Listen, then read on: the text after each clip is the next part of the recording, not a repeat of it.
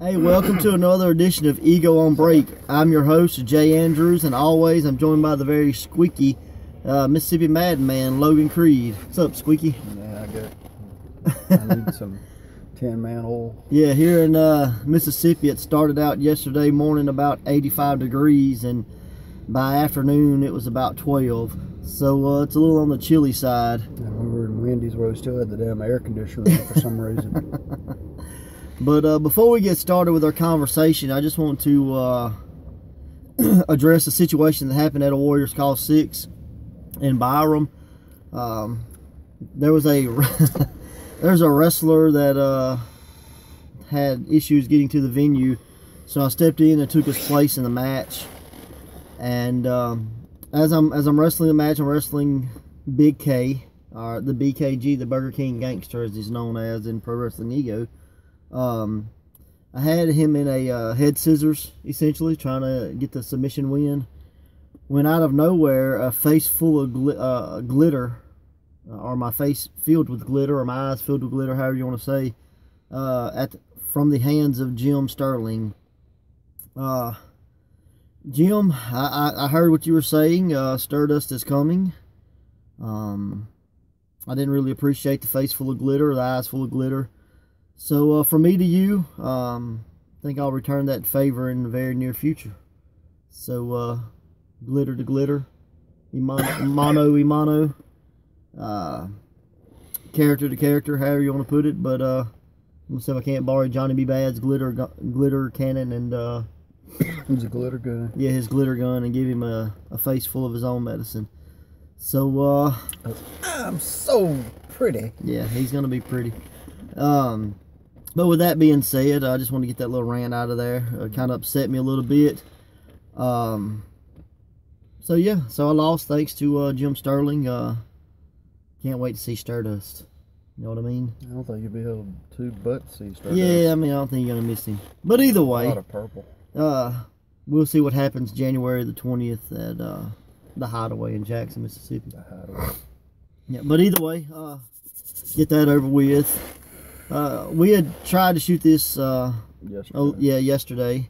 The rain stopped that from happening, but we had a pretty good topic. We were discussing independent wrestling versus, I guess, mainstream wrestling. Yeah, more or less. Yeah, so the advantages of mainstream and disadvantages. Right, so this dude sounds like a dog toy. I'm big to chew on. Yeah, I hear you. I'll introduce you to Stardust later. He said make sure you wear that jacket. So, Well, I can tell it to him. The pros and cons of mainstream wrestling. What's your pros, what's your cons? Let's see. Pros, I guess, would be that you get to see all the stars you see on TV. Right. Sometimes, but Yeah. sometimes, like, Stone. Was you at the show? Okay, this kind of it's still on subject, I promise you. But, like, they swerved you. Like, Austin didn't make it. Like, the one time I was supposed to see Stone Cold Steve Austin, and their big replacement was Hardcore Bob Holly. I'm like, don't work out that way. Well, I mean, both white guys, both wrestlers, both balding.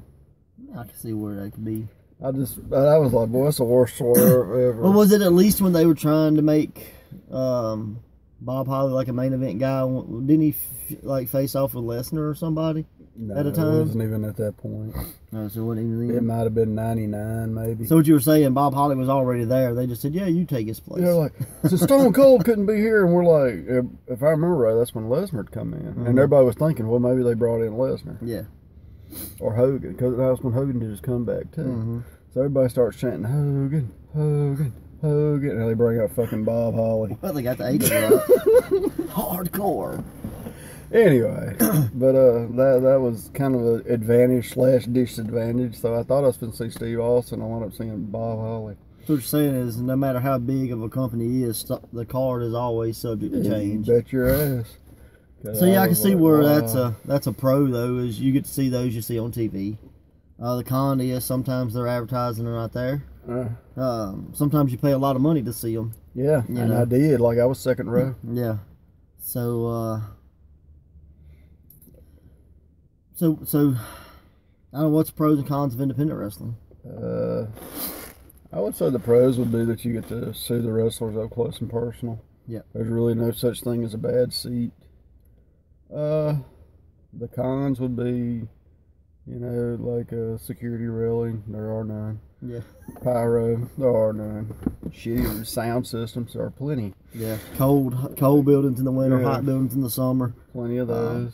But the cool thing is, you're never going to see those like house show matches. Supermodel wrestling women. Yeah. Or men. Well, But I mean, you're never going to, at a house show, they have the house show loop and that kind of thing. But you're not going to get your main event, your Monday Night Raws, your pay-per-view type matches at a house show. You're going to get, I mean, don't get me wrong, they're going to be decent matches. It depends on where they're going. Like, remember that we went to a SmackDown one year. Remember, and they were building up for John Cena versus Bradshaw. Yeah. And remember, they had a freaking awesome match, but they were getting that match ready. Right. But like, that was probably one of the best shows we ever went to. Yeah, but on, and I'm not going to say it's the same show, but on a similar situation, you get to see, 30-second matches. And, oh no, they wasn't the same show. That was a horrible show. Guys, just going out there and kind of going through the motions, that kind of thing. I remember one of the biggest letdowns for me is going to like a mainstream promotion was TNA had came to town, and I give TNA credit because they have, you know what I mean, they have a superior fan interaction thing versus the WWE. I agree with that 100%. But got to see the Young Bucks versus Motor City Machine Guns in what was probably the worst wrestling experience I've ever seen. It was legit go through the motions. Do the spots we're known for, but let's do them as gingerly or as easy as possible. Like, let's not try to make them look like they hurt. And how you can moonsault to the floor and make it look like you never touched each other is beyond me. Like, I can't grasp that reality, but it almost like it was in slow motion. And I'm a fan of slow motion wrestling. But I think just at an independent show, you're not going to get that. No, I mean, guys, they know that they have to earn their keep, so to speak. So they're going to bring it. They're going to give their all. Now, their all may not be very good, but they're going to give it, Or maybe them cannonballing through the ropes and coming into the thing. Yeah, absolutely. So, I mean, but just on that, you're going to get, unless you're going to a major event, I think you're going to get a better match. You're going to have a better time as far as meeting the wrestlers and interacting with the wrestlers and slapping hands and, booing the wrestlers and screaming at them and cheering them and having chants and that kind of thing. Like, that's an independent thing. That's not a mainstream thing, because I don't want to say WWE, because I mean all your kind of mainstream promotions kind of fall under this same category to an extent. I found this out. I didn't know this. I just found this out. But you changed your show the 6th and the 20th or 22nd. Yeah, it changed to the 20th. Okay, well, I looked on there last night. I was trying to find out which brand was coming. I still haven't found out, but I did find out now they have VIP, so you can pay extra. Which God only knows how much that is to go meet the wrestlers and all that. Well, at least they're doing that. I mean, that's something that independent wrestling does. We do that as well. Yeah, but ours is like $10 more. Theirs is probably freaking $100. Oh, right.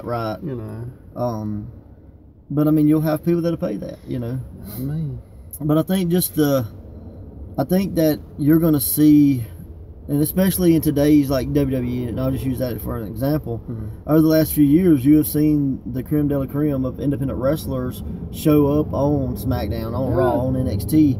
So has there ever been a time where the phrase "tomorrow starts today" been more relevant than now? So go to an independent, and you may this time next year, the guy you saw on the independent at that show for $15 or whatever. He may be, mid-card in WWE, and I mean, it's just, that's just the landscape now is, the territory days are long gone. They killed them, so now they got to have somewhere else. Right, so the independents have kind of become that territory, and they're picking up these guys that are making the loops, if James Ellsworth, he got a job for almost a year. Yeah. And he looked like complete crap. Yeah, but I mean, take just like Seth Rollins. Okay, Seth Rollins is, he's the top of the pile right now. He's the big guy there, and before he showed up there, I mean, you could have saw him at an armory, in some obscure town. But if you would have said, oh, well, let me see who this guy is, and you look him up, you're probably going to find him in every state. Yeah. You know, I mean, he's that guy that's jumping around. So, I mean, you have that, independents have that reputation of being nothing more than glorified backyard wrestling, but at the same time, those are the same guys that are making the towns, making the rounds, and they're going to make it to WWE, they're going to make it to TNA, they're going to make it to Ring of Honor, you know, New Japan, whatever. You know, just in our case, you know, just here last year we had Michael Elgin, and he was already a big guy. I'm not saying that he wasn't. Yeah. But I mean, you know, you can watch him, you know, he's in New Japan every week, you know. Yeah. Chase Owens is another guy that's, you know, down from the south. We hadn't had him in Ego, but he's been kind of all around us in the southern states. Yeah. He's another guy, you know, he's on New Japan, you know. There's plenty out there to get. It's just having the money to Oh, get absolutely. Leo Rush is another guy. You know, like he was, you know, he's kind of that name that's in the news right now. Yeah. But Whether it's real news or fake news. Yeah. Who knows? But just the fact that, you know, he went from, you know, your local Army, your local high school to NXT, you know, so that's definitely a pro of going to independent wrestling, is you're really going to see guys that you may see 2 to 3 years down the road on TV, you know. Several times. Like there was a statement made about the Great Southern Eight. The guys that Tapped Out Wrestling Network podcast, they had put out a line of interviews with all the contestants or all the participants, and he was like, you know, it's crazy to think that you could pay $10 and watch insert wrestler here 3 times in one night, you know, whether it's Brady Pierce or if it was Ray Fury or Eric Wayne or whoever.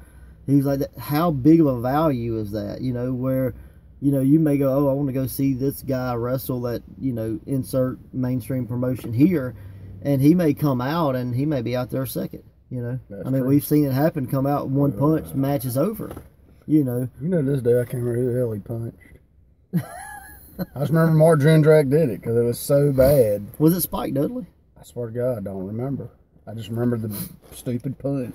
Yeah, well, that's what Mark Jindrak's known for in your head, huh? The one punch guy. Well, and it'd be different if that was the kind of the character he portrayed on TV, you know. But like, I don't think he'd ever just walk to the ring on a SmackDown and punch the guy, you know. Well, I don't feel like working tonight, so here's what I'm gonna do. And the guy could have been hurt that he was gonna wrestle. I mean, you know how things go. But how about this? Don't send him out there. Yeah. Well, we were paying him, and he's already got like here. 80-something wrestlers on your card. You know? God.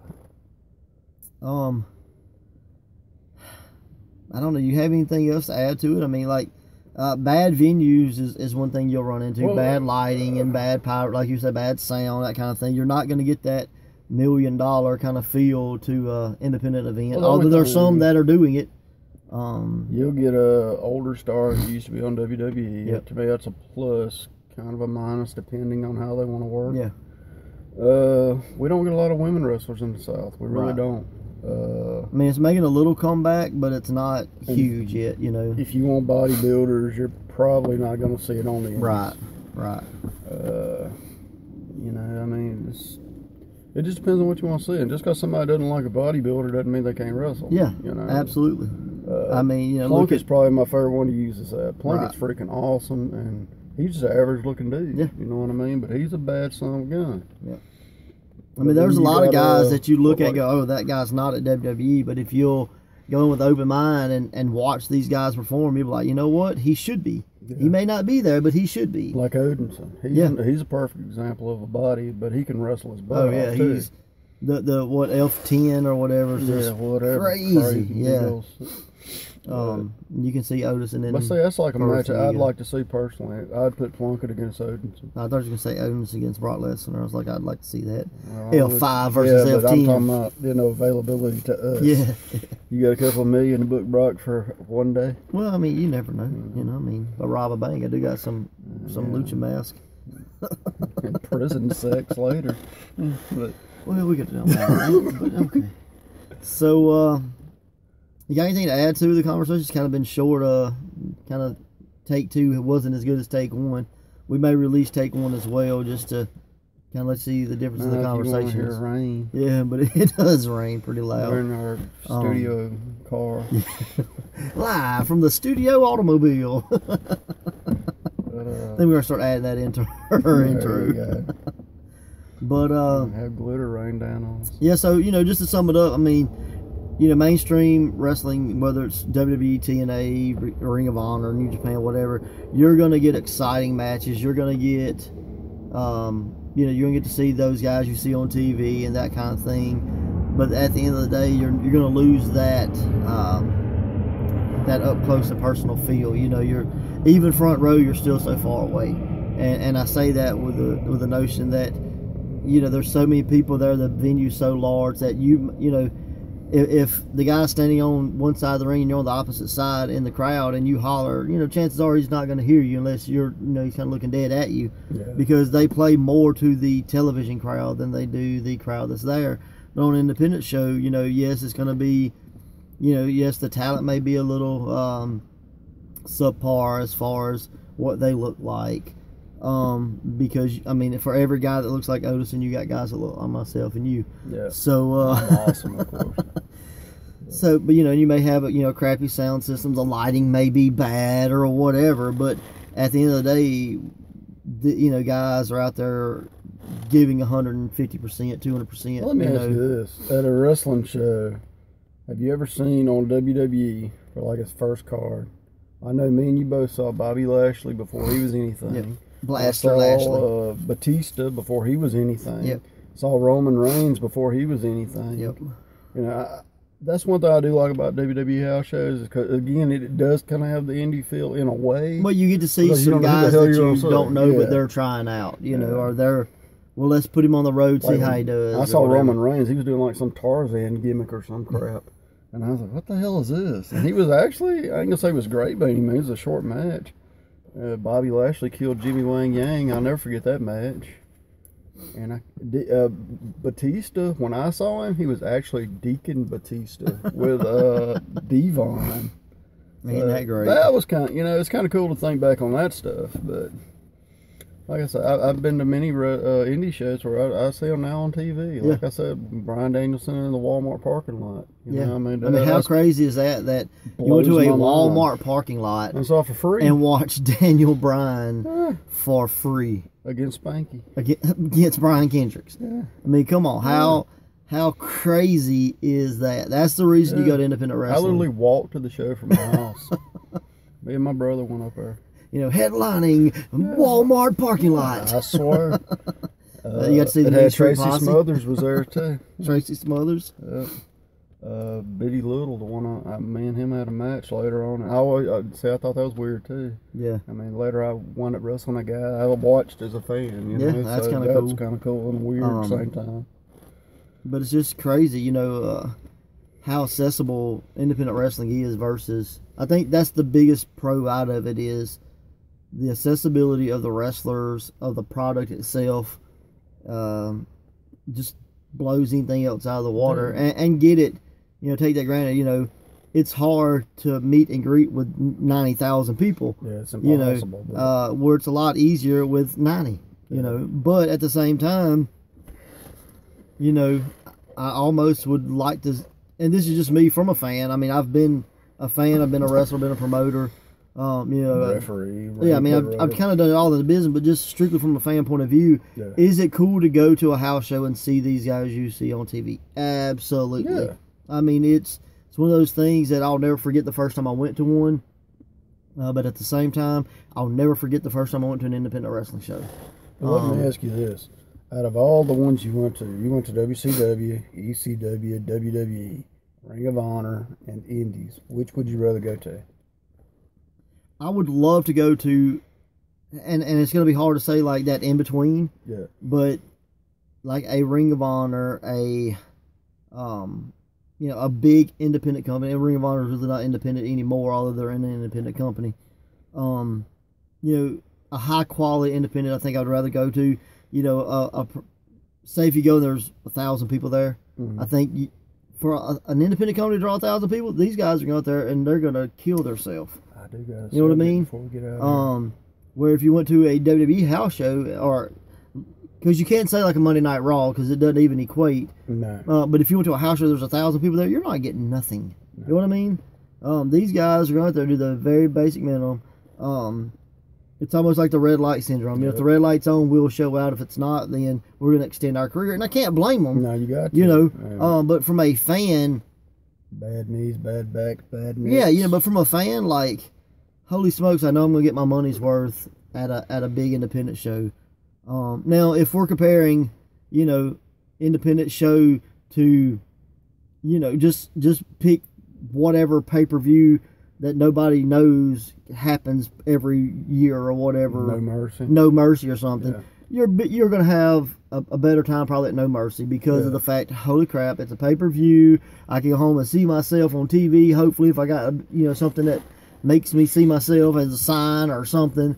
And I'm going to see these guys out there working their best, doing their best to put on, you know, to do their job, you know. That's right. So, I mean, definitely that. But if I'm comparing a house show to an independent show, independent show every day.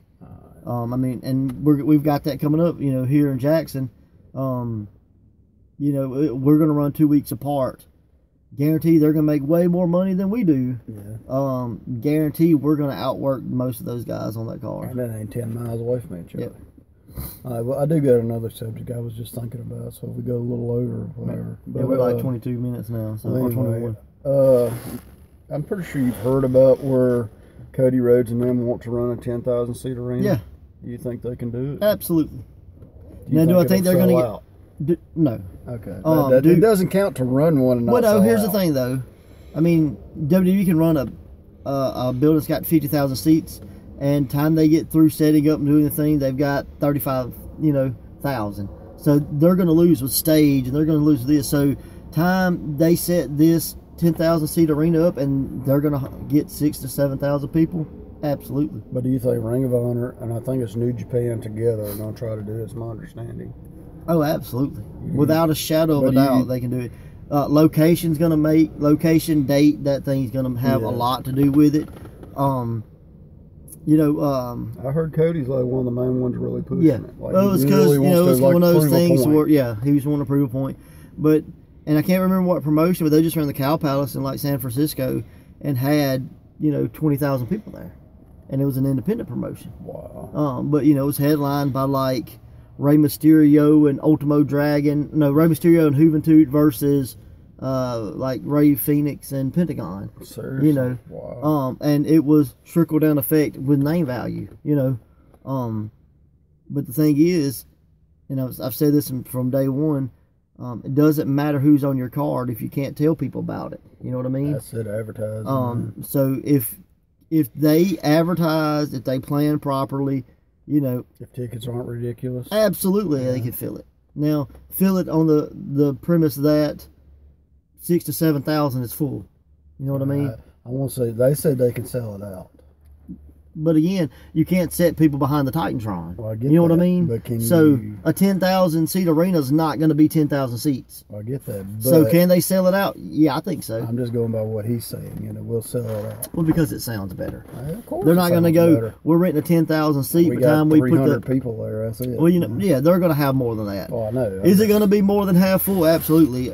Every seat that you can see, is it going to look a full? Sure. You know, and here's the thing. Say they got $10,000 in it. If they make 12,000, there's still 1,000 seats left. They can pay for it. True. You know, we said we can fill it. We didn't say we're going to sell every ticket. You know, so I mean, Lucha Underground, it looks full. You know what I mean? I know last time I went to WWE, it was full house, like legit full. I didn't see any empty seats. You know, and you hear the stories of like WWE, WCW, everything. Like they'd come to a town and they would hook up with like the light company or whatever, and they put tickets in their light bills. Well, I know we both been to shows here in Mississippi where they wasn't even close to full. Right. But that last time, honest to God, it was full. And it's almost crazy for a company. I don't want to be like, oh, you should pay for your, you should give away free tickets, because that's not what I'm saying. But if you're a company like WWE, some and it's on the radio and they hear about it, other people are, well, here's the thing: wrestling. If WWE comes down and they sell tickets, and say 2 days beforehand they shoot out 1,000 tickets, okay.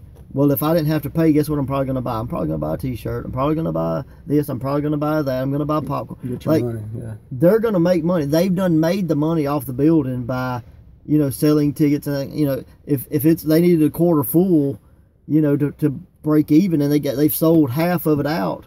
Well, then give out the other half because those people are going to. Yeah, you know what I mean? Go $20 for a $3 shirt. Yeah, right. So go figure. But yeah, that's been our EO on break. January 20th, the Hideaway, Jackson, Mississippi. Oh, you do got a new Fred ego Yehi. champion you might want to talk about a second. You do got a new ego champion you want to talk about for a second. Fred Yehi versus Ray Fury. If Fred is still the FIP champion as he's facing Austin Theory at Evolve, he will defend against Ray Fury. Okay. If not, it'll just be Ray Fury versus Fred Yehi. New Styles champion, O'Shea Edwards, will be in action. The matches are up, by the way. I didn't know if you knew that or awesome. And then January 27th, Pillahachie, Mississippi. It's a new venue for us, the Bigfoot Training Academy.